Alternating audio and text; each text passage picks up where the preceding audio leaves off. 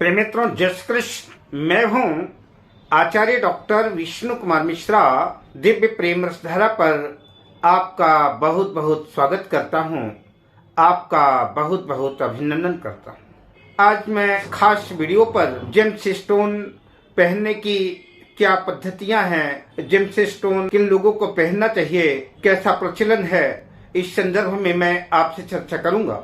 रत्न धारण करने के कई सिद्धांत प्रचलन में हैं, मैं उसकी चर्चा आपसे करूं, पर मैं विषय क्रम में प्रवेश करूं उससे पहले आपसे आग्रह, अगर आपने अभी तक हमारे इस चैनल को सब्सक्राइब नहीं किया है तो प्लीज चैनल को सब्सक्राइब करें, साथ ही नोटिफिकेशन बेल को भी प्रेस कर लें।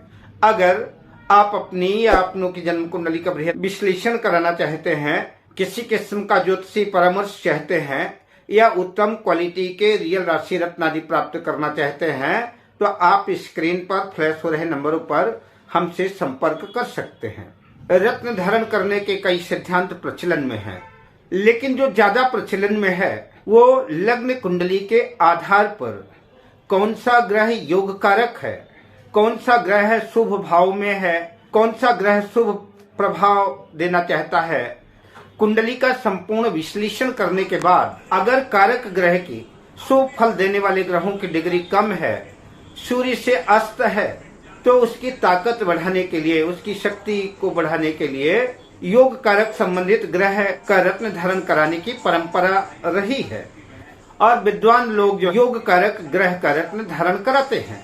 जो दूसरा सिद्धांत रत्नों को धारण करने का प्रचलन में है वो सिद्धांत यह है कि जिस ग्रह की दशा चल रही है उस महादशानाथ का या कि अंतरदशानाथ का अगर वो केंद्र त्रिकोण में शुभ भाव के स्वामी है, कुंडली में योग कारक है और उनकी दशा अंतरदशा प्रत्यंतर दशा चल रही है, जिन ग्रहों की दशा चल रही है ग्रह योग कारक हैं, शुभ फल देने वाले हैं, तो उन ग्रहों के भी रत्न धारण कराने की परंपरा रही है। यह सिद्धांत भी प्रचलित है। ज्योतिषी लोग योग कारक दशा का रत्न धारण कराते हैं। रत्न धारण करने से ग्रह की शक्ति बढ़ जाती है, ग्रह की ताकत बढ़ जाती है और वो ग्रह जो है और ज्यादा एनर्जी के साथ और ज्यादा शक्ति और ऊर्जा के साथ जो है, अगर योग कारक है तो शुभ फल और ज्यादा देगा और अगर अशुभ ग्रह है तो अशुभता में वृद्धि कर देगा और शुभ ग्रह है तो शुभता में वृद्धि करेगा।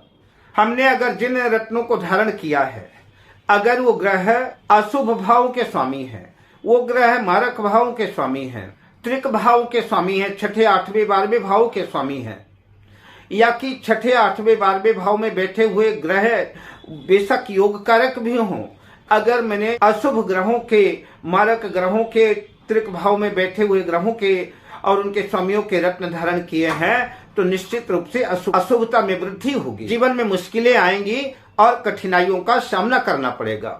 तो अगर हम इतने कीमती रत्न धारण करने जा रहे हैं, इतने रत्न कीमती खरीदने जा रहे हैं, लाखों रुपए इन्वेस्टमेंट करने जा रहे हैं, तो उससे पहले आपको आवश्यक है कि किसी योग्य ज्योतिर्विद से परामर्श लें और किसी योग्य ज्योतिर्विद के परामर्श के बाद ही रत्न धारण करें, तो वो आपके लिए ज्यादा लाभकारी सिद्ध होगा। हमारे इस देश में नाम राशि के ऊपर भी जो है रत्नों को धारण करने की परंपरा है। बहुत से लोग रत्न बेचने वाले नाम रत्नों पर काम कर रहे हैं कि नाम के आधार पर रत्न धारण करना चाहिए, पर मैं आपको सलाह देना चाहूंगा और नाम राशि के आधार पर रत्न का धारण करना ठीक नहीं है। रत्न लग्न कुंडली के आधार पर ही धारण करना आपके लिए ज्यादा लाभकारी सिद्ध होगा। कष्टकारी जो ग्रह है, जो पीड़ादायक ग्रह है, तो जब किसी कष्टदायक छठे आठवें 12वें ग्रहों की दशा चलती है, अंतरदशा चलती है, या कि संबंधित ग्रह अगर तकलीफ दे रहा है, तो हमारे कुछ विद्वानों की परंपरा रही है कि उस पीड़ादायक ग्रह की शांति के लिए उससे संबंधित ग्रहों का रत्न धारण कराते हैं। किताबों में भी ऐसा लिखा हुआ है और विद्वान रत्न धारण कराते भी हैं, लेकिन जो मेरे अपने अनुभव में सामने आया है हजारों कुंडलियों को देखने के बाद, तो मैं आपको यही सजेस्ट करूंगा, अगर त्रिक भाव का, मारक भाव का कष्टकारी अगर दशा चल रही है, अंतरदशा चल रही है, तो उनका रत्न धारण करना ग्रह की शांति तो कदापि नहीं होगी, बल्कि उल्टे मुसीबतें, उलझने ज्यादा बढ़ जाएंगी। इसलिए त्रिक भावों के स्वामियों का और त्रिक भाव में बैठे हुए ग्रहों का भले योग कारक हो, छठे, आठवें, 12वें भावों के ग्रहों का रत्न धारण न करें, ये आपके लिए ज्यादा हितकर होगा। ग्रहों को सुविधा की दृष्टि से 2 विभागों में बांटा जा सकता है। एक दैत्य ग्रुप मान सकते हैं और एक देव ग्रुप मान सकते हैं। देव ग्रुप में जो सूर्य हो गए, मंगल हो गए, चंद्र हो गए, देव गुरु बृहस्पति हो गए, एक ग्रुप हो गया। दूसरा ग्रुप हुआ सूर्य पुत्र शनि, शुक्र, राहु, केतु, ये दैत्य ग्रुप में है। बुध भी दैत्य ग्रुप में ही आते हैं, लेकिन बुध का अपना स्वभाव है कि बुध जिन ग्रहों के साथ रहते हैं वो उस ग्रह से संबंधित ही फल प्रदान करते हैं। परंपरा रही है कि अगर लग्नेश देव ग्रुप का है, लग्नेश सूर्य है, लग्नेश चंद्र है, लग्नेश मंगल है, लग्नेश देवगुरु बृहस्पति है, तो दैत्य ग्रुप का जो रत्न है, जैसे शुक्र का रत्न डायमंड हो गया, हीरा हो गया, सफेद पुखराज हो गया, ओपल हो गया, शनि का रत्न नीलम वगैरह हो गया, नीली हो गया, राहु केतु का गोमेद वगैरह रत्न हो गए। तो अगर देव ग्रुप का लग्नेश है तो दैत्य ग्रुप के रत्न धारण नहीं करना चाहिए।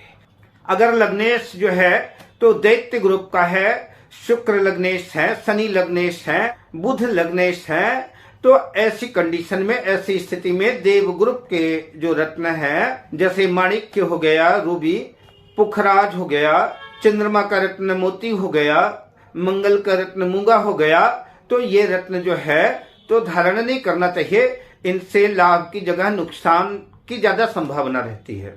रत्न का निर्धारण जो है नाम राशि के आधार पर नहीं होता।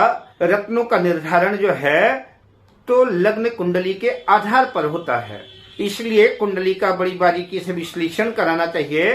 कुंडली का विश्लेषण कराने के बाद योग्य ज्योतिषी से परामर्श लेकर के ही रत्नों को धारण करना ज्यादा लाभकारी सिद्ध होगा। अब मैं आपसे लेता हूं विदा, शुभकामनाओं के साथ। जय श्री कृष्ण।